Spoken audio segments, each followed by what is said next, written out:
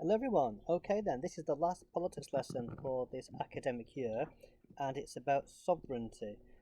Now, last lesson I mentioned what sovereignty was, and you had to look at the EU and has the EU eroded sovereignty or not. If you got asked an exam question, like if I had the view that sovereignty has moved away from Parliament or something like that, then you can have a nice paragraph about the EU on there regarding sovereignty. So, just to remind ourselves, there's two types of sovereignty. There's legal sovereignty, which is held by Parliament.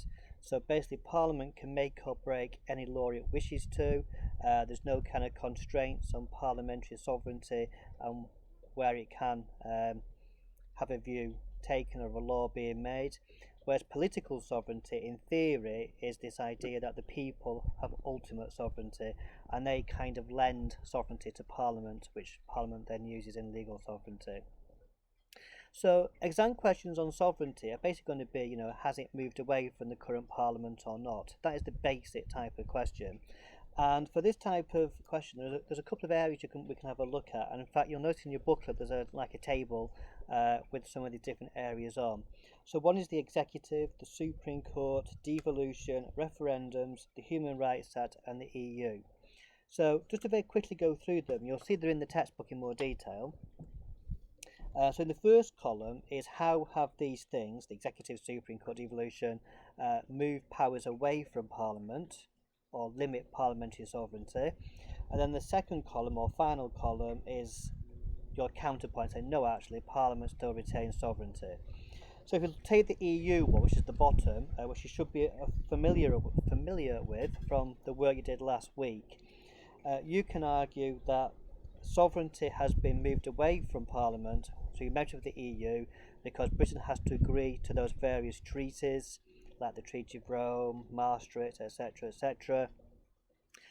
Not all decisions are unanimous, and so therefore Britain has to go along sometimes with decisions made in the EU, which Britain might not be too happy with, or Parliament might not be too happy with. You've got the European Court of Justice. It often comes up amongst Eurosceptics who argue that the European Court of Justice basically has too much power over Britain. So basically, all laws in the UK had to be compliant with EU law. If there's a contest between EU law and UK law over something, EU law always wins. Now, the counterpoint to this, well, one obvious counterpoint is that, well, Britain, parliamentary sovereignty agreed to was signing up to the European Union in 1973, and parliamentary sovereignty has repealed those laws, hasn't it, in 2017. So the fact that Britain is no longer a member of the EU is because Parliament is still sovereign, and Parliament, as we say, can make or break any law it wishes to, and therefore it decided to take Britain out of those various treaties. So in some ways, it shows that sovereignty was always there with the UK Parliament. You could also say for sovereignty remaining in Parliament despite when we were a member of the EU was things like, the Council of Ministers and all those various institutions had British representation on there. You could also make the point to say that sovereignty remained in the UK despite being a member of the EU because we shared sovereignty, so we worked collectively with other countries, and sometimes we won things and sometimes we didn't, but we kind of did it collectively. Okay, regarding these other points then, in terms of the executive, you could say that some of their prerogative powers, you might argue, go against parliamentary sovereignty. So, the fact that Boris Johnson tried to prorogue Parliament in 2019 clearly shows that the executive had that power over Parliament, and therefore sovereignty might be with the executive and not with Parliament. The counterpoint to that will be, though, is that those prerogative powers are fairly limited, you might argue, and that Parliament and actually the executive still need Parliament to pass its laws and things of that nature. So actually, Parliament retains sovereignty. Regarding the Supreme Court, again, you might argue that the fact that the Supreme Court can declare actions as incompatible with the Human Rights Act, therefore that challenges parliamentary sovereignty because it's telling Parliament that law you've made, on control orders or whatever, goes against the Human Rights Act, therefore think again. So it's challenging parliamentary sovereignty, although the counterpoint to that would be, well, Parliament can still ignore them. like with the prisoners, for example, being able to vote, which Parliament has consistently ignored. And in fact, the Supreme Court has come to Parliament's aid over the proroguing of Parliament by Boris Johnson in 2019, which would be a nice example, again, of the court supporting Parliament. Devolution, this idea that Parliament can no longer legislate in Scotland on issues to do with education and agriculture, and the same in Wales and Northern Ireland. All those powers have been given to the Welsh Assembly and Scottish Parliament and stuff. And because they had referendums held for those institutions, it's very difficult for Parliament to close those institutions down. The counterpoint would be, but in theory Parliament can. Okay, it's only an Act of Parliament which established the Scottish Parliament, Welsh Assembly, Northern Ireland Assembly, and there's nothing to stop a future Parliament from saying we're going to repeal those laws and bring all those powers back to Westminster. Now, politically, that's not going to happen because it would cause a great big hoo-ha and constitutional crisis, but in theory, it could. And Parliament has in the past taken powers away from lesser authorities.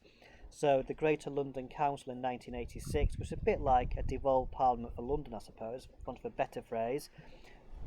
Parliament under Mrs Thatcher closed that down in 1980, I think it was 86, and gave all those powers back to Westminster. The Northern Ireland Assembly as well in the 1970s, that was closed down by Parliament, and Parliament took over governing Northern Ireland.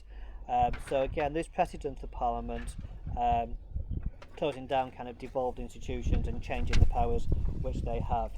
Though the issue with them is, of course, because they've had a referendum on these things in 1998, they've kind of got people's sovereignty, haven't they? Political sovereignty, which kind of trumps parliamentary sovereignty. Speaking of referendums, okay, you could argue that they do undermine parliamentary sovereignty because it's the people themselves deciding, and as we've already said, political sovereignty is kind of higher than legal sovereignty. Although in the UK, all referendums are not legally binding because Parliament passes the law to allow a referendum, and then Parliament could, if it wanted to, ignore the referendum result. Again, it's unlikely, isn't it? Could have caused a great big hoo-ha. But you've seen the tension there with the EU, haven't you? Where many members of Parliament were not in favour of leaving, but the people were in that referendum. And so a lot of the tension you've seen about that referendum and the Miller case and all that kind of stuff is really the living embodiment of this political and legal sovereignty and what happens if Parliament disagree with a decision made by the people in a referendum. The Human Rights Act, that kind of fits into that Supreme Court point in many ways. The Human Rights Act has allowed the courts to challenge Parliament over some of the laws which it makes, and the counterpoint against that would be, but Parliament can always repeal the Human Rights Act. Okay, so again, I think sovereignty is quite a nice type of essay you might get in the exam. And I think it can only come in two ties. One would be, you've had the view that Parliament is no longer sovereign, or sovereignty has been taken away from Parliament, something of that nature, and these would be your paragraphs. They could ask it just on the EU, I suppose, if I had the view that the European Union eroded UK sovereignty or political sovereignty.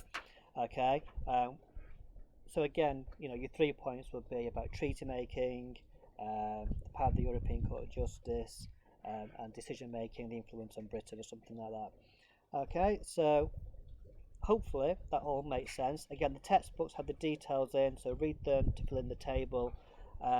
And that's us done for the academic year. So hopefully I'll see all your ugly mugs in September, where we're doing nationalism, and then we're moving on to the politics of government of the United States. I might send something just to have a look at on the USA. In fact, I will send something about some websites to have a look at, which kind of going over what's happening in America regarding the election which is taking place, the presidency, etc., etc. Anyway, have a nice summer, and I'll see you in September.